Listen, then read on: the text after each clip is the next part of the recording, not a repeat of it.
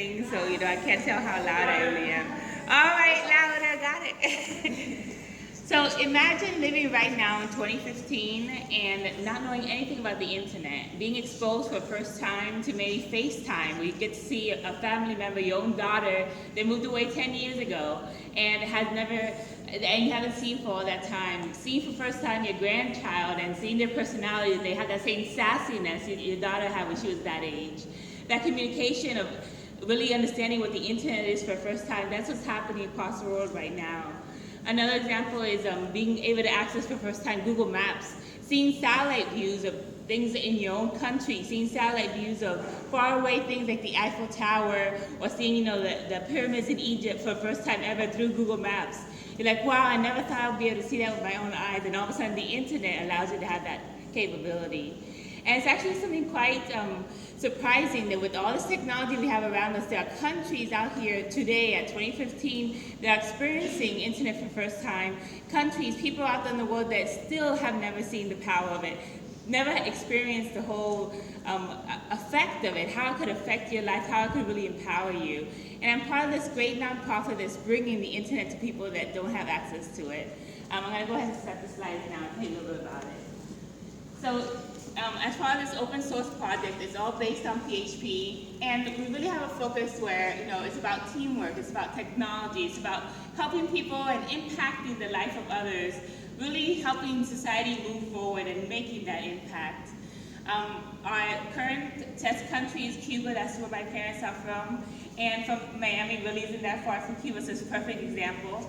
And in Cuba, the actual use of devices, when you go get a cell phone plan, they don't have actual phones there. It's not part of the service that you can actually get.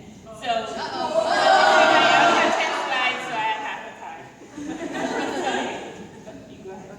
So your family member has to mail you an actual device for you to have a cell phone service with. It doesn't come with any data plan. You don't have access to the internet. The government doesn't allow you to have data plans when you have a cell phone. It's ironic, the only people in Cuba allowed to have internet access are the foreigners that actually live in the country, so not the actual people themselves. So this is a graph of the population in Cuba, and the red section is the people that have access to the internet. Either they work in the government and a corporation that needs access, is granted access to the internet. The green is people that have a cell phone that has email access. They bought email service, the email service with no internet, so any pictures, anything, any URLs of emails come up as images not found. And these people pretty much don't have the access to be able to get to the internet, get to the actual message. So this is how it works, and pretty much it's all based on email. When they send an email, they have access to email, remember, but not the internet.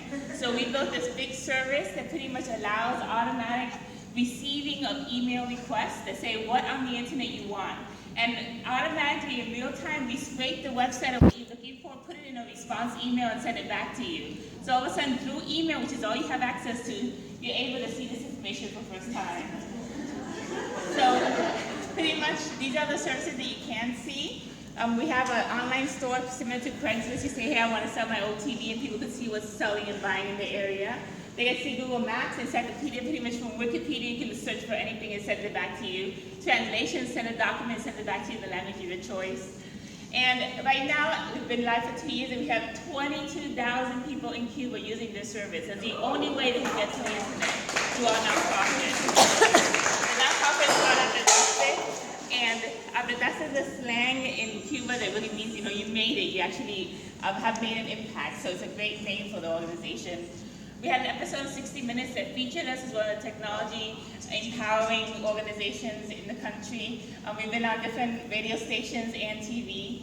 And it's all this open source project that through an XML file, we're able to go ahead and have PHP code that does the whole crawling, getting this information from the web, and then putting it into a Smarty template file. We use Smarty to actually organize how it looks and sending it back.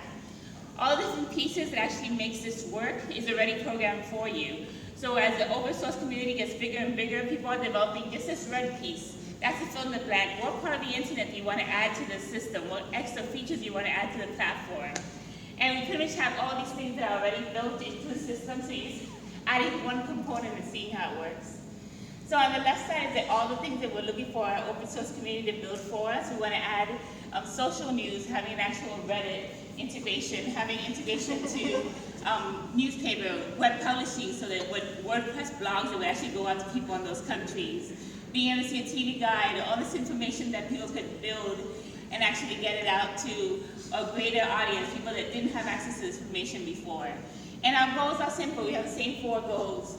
Being able to link people to this information is out there for the world, for us, that we take for granted that they've never seen before.